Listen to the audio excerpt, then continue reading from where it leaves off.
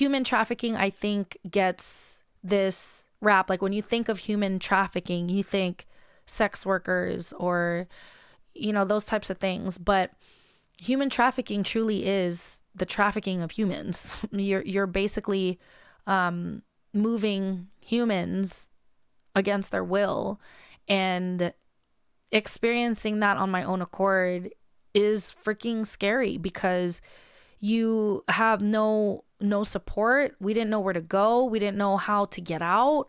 And just imagine being stuck in a situation where you don't know how to get yourself out of it. What is up, you guys? My name is Jayne, and I am on a mission to inspire anybody who is wanting to pursue their dreams, no matter how old they are, no matter what traumas they may have.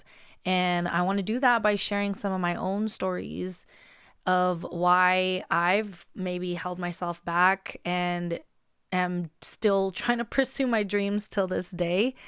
And if you guys didn't know, it's actually Human Trafficking Awareness Month. And I actually have a story to tell. Your girl was trafficked when I was only like 11 or 12 years old. I can't even remember anymore. This was back in 1999. So your girl is turning 28 for the 12th time this year. And so you do the math. And this is a story that I have told a few times on stream, but never here on YouTube. So when I was 11, I had been singing for a bunch of Filipino celebrities that were performing here in the US, and I would frontline for them. And in this experience, I was able to meet a very famous Filipino singer. Her name was Polita Corrales. She has now since passed away. Rest in peace. And she managed me from meeting me from these concerts that we used to do. And my mom and I moved to the Philippines to pursue singing full time. I actually auditioned for a girl group that was promised to be the next Spice Girls. And at the time, your girl was obsessed. Your girl was obsessed with Spice Girls. So I was super excited. I feel like they were trying to make something similar to like a Cat's Eye or something along those lines, like a Korean pop group, but with Filipinos instead. And we trained extensively for months. And I had to be homeschooled because I was still in school at that time. And I would have to go to school, do my homeschooling, and train every single day. The only day that we had off, I believe, was Sunday. And I learned a lot. I had amazing, or we, I should say, because it was a group, we had amazing vocal coaches. We had amazing dancing coaches.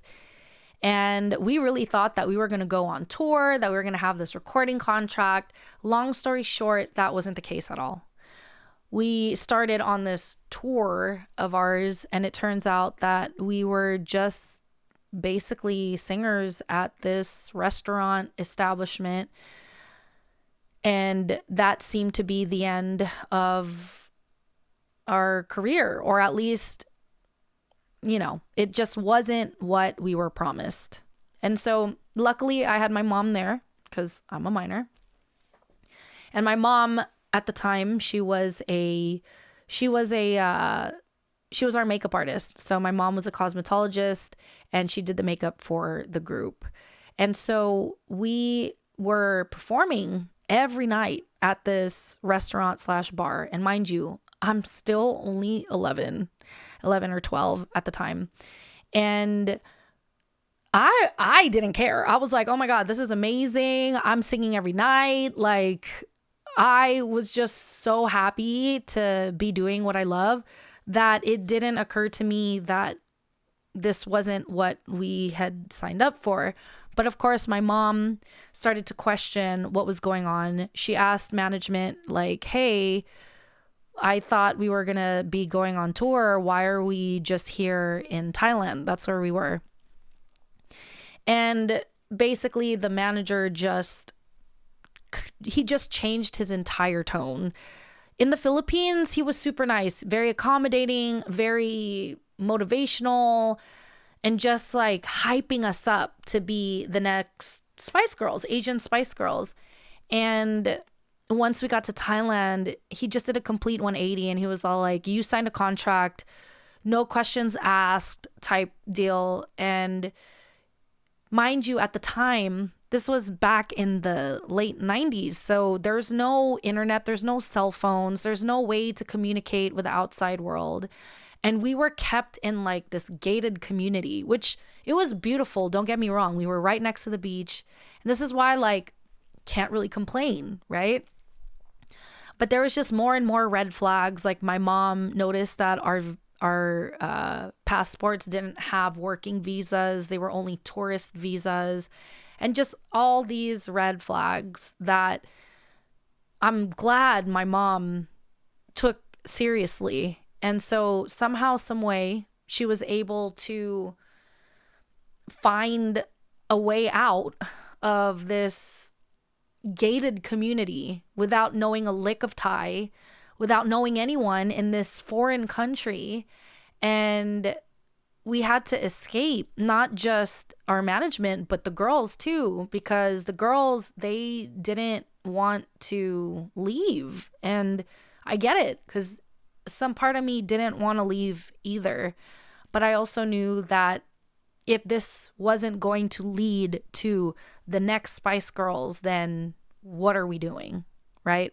So my mom somehow found somebody to come pick us up at the inside the gated community. I don't know how she did it, but I just remember it was a dark, rainy night.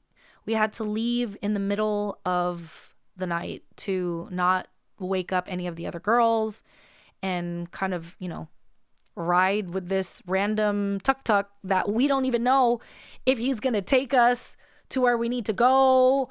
Is this guy going to rob us? We don't know, because we don't know who he is. And we just had to take a leap of faith. And we rode a tuk-tuk to meet like another taxi, because we were staying in Pattaya Beach. And in order to fly out, we had to go to Bangkok. And that's like a far trek. I think like a few hours. So we had to take a tuk-tuk out of the community and then meet somebody else to drive us in their truck to Bangkok to get to the airport. But it was raining and there was no cover on the truck bed. So all of our stuff got wet. And when we got to the airport, they were like, you can't bring this on the plane. It's overweight and it's soaking wet. And so we had to like find somewhere to stay. And again, thank God for mom. She was able to find our band members who was playing with us before, but they ended up quitting, I guess. And she was able to get in contact with them, and we were able to stay with some of the ex-bandmates.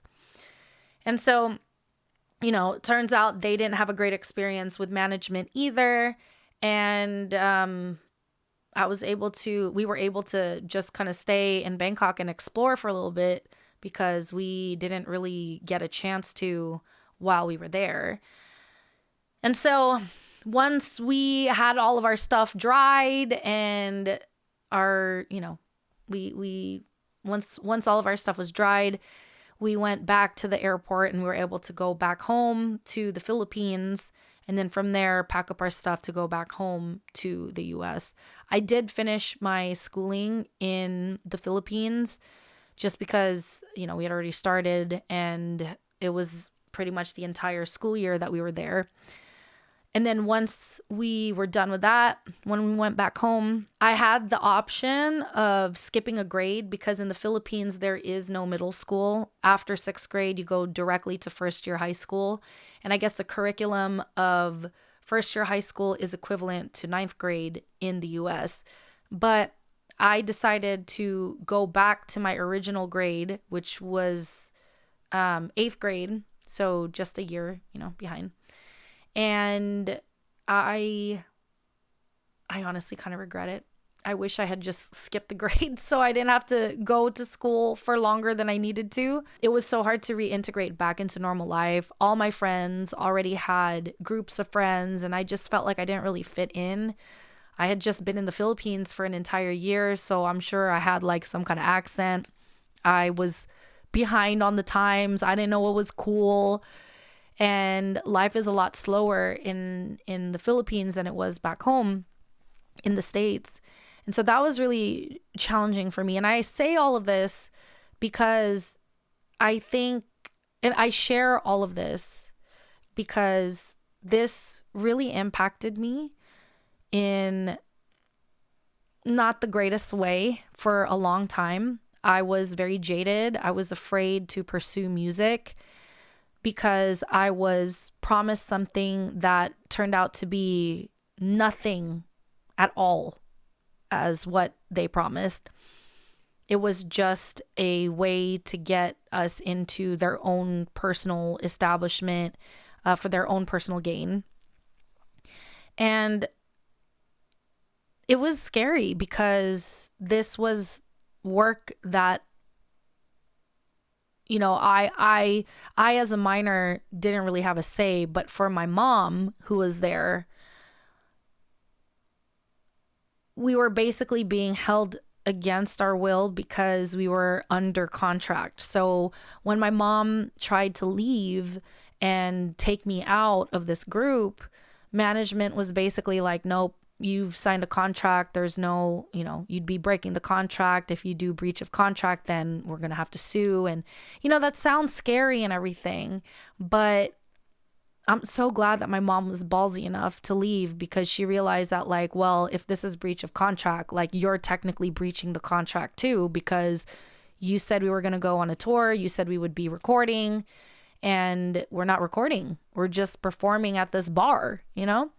And so I also share this because human trafficking, I think, gets this rap. Like, when you think of human trafficking, you think sex workers or, you know, those types of things. But human trafficking truly is the trafficking of humans. You're basically moving humans against their will, and experiencing that on my own accord is freaking scary because you have no support. We didn't know where to go. We didn't know how to get out. And just imagine being stuck in a situation where you don't know how to get yourself out of it. And so I just want people to be more aware that there are so many different ways that you can get sucked into something like this. There was actually a movie that I watched, and this isn't really the same, but basically it was a movie about these girls who got like swindled into a drug trafficking ring where, you know, they were told to basically smuggle drugs against their will, because if they didn't, they would have consequences. And so, you know, that's kind of like another form of just like manipulation and trafficking of some sort. And I just wanted to share my story in case anybody else has gone through something like this, to feel less alone, because this was a story that I did not feel comfortable sharing for the longest time. And honestly, it's not something that I think my mom would approve me sharing ever. But, you know, now that she's gone as well, now that she's gone, I feel empowered to share it because I think that she really did so much, and what she did was so brave. And I kind of wish I was able to tell her that when she was still alive. I tell her all the time how grateful I am of everything that she's done for me and my career and everything that she did to protect me. Because had she not been there, I mean, what would I have done? Obviously, I was only 11, so there's not really much I could do. But just know that there are so many ways that there are so many different ways that human trafficking can be done. And that's just my own experience. And I'm glad that like now in airports and everything, there are hotlines that you can call to reach out to if you are being trafficked. I wish we had those in our airports all around the world. Like if that was there in the Thailand airport, or yeah, that would have been super, super helpful. And so, one way to lessen the shame and lessen the taboo of a topic is to talk about it. And so this is me sharing my story. And I hope and that's me sharing my story. And even with all of that, I've learned to heal from it, and I'm pursuing my dreams again. And so if this inspired you, I do hope that you follow along for more. I'm still on this journey, y'all. Like, I've been on this journey for a very long time, and we're still going. And these are parts of the journey that has made up this incredible journey so far. So I hope you follow along to hear more stories like these. And if this is not enough content for you, I do stream every single day on TikTok. I stream twice a week on Twitch, and now I'm here every week. So thank you guys so much for watching all the way till the end. I hope that this helped somebody or interested someone for if anybody has gone through something similar. Let me know in the comments, and how did you get through it? I had my mom, so I'm very lucky. But if you are in something like this and you need support, there are hotlines, and I'll try to find the number to put down below. But thank you guys so much for watching. I'll see you in the next one. Bye.